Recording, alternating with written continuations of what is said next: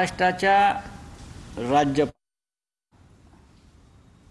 उपराष्ट्रपतीपदी ही संधी जी मिळते आहे त्याच्याबद्दल आम्हाला आनंद आहे। याआधी डॉक्टर शंकरदयाळ शर्मा राज्यपाल होते, उपराष्ट्रपती झाले, नंतर राष्ट्रपती झाले। जेव्हा अशा संविधानिक पदावर महाराष्ट्राशी संबंधित व्यक्तीची निवड होते तेव्हा नक्कीच मोकळ्या मनानं आम्ही त्यांचं स्वागत आणि अभिनंदनही करतो।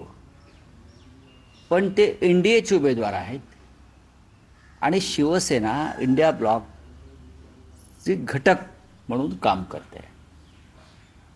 माननीय उद्धव ठाकरेजी जेव्हा मागच्या आठवड्यात दिल्लीत आले होते आणि राहुल गांधी यांच्या निवासस्थानी जी चर्चा आणि बैठक झाली त्यात उपराष्ट्रपती पदाच्या निवडणुकीत काय भूमिका घ्यावी सगळ्यांनी ह्याच्यावर नक्की चर्चा झाली आणि सन्माननीय उद्धव ठाकरे यांनी त्यांचं मत मल्लिकार्जुन खरगे आणि स्वतः राहुल गांधी यांच्याकडे मांडलेलं आहे।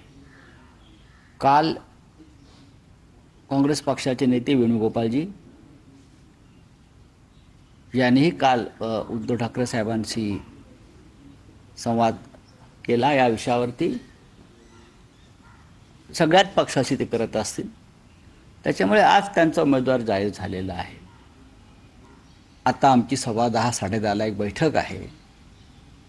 त्या बैठकीमध्ये खरगे साहेबांच्या चेंबरमध्ये आम्ही चर्चा करू या विषयावरती। याच्यात शिवसेनेची भूमिका स्वतंत्रपणे असण्याची काही मला आवश्यकता वाटत नाही, कारण ते एनडीएचे उमेदवार आहेत, लक्षात घ्या। आणि आम्हाला इंडिया ब्लॉक म्हणून विचार आणि निर्णय एक वेगळा घ्यावा लागेल, तो काही असेल, आणि तो सहमतीने घेण्यात येईल। जो निर्णय असेल तो सहमतीने घेण्यात येईल।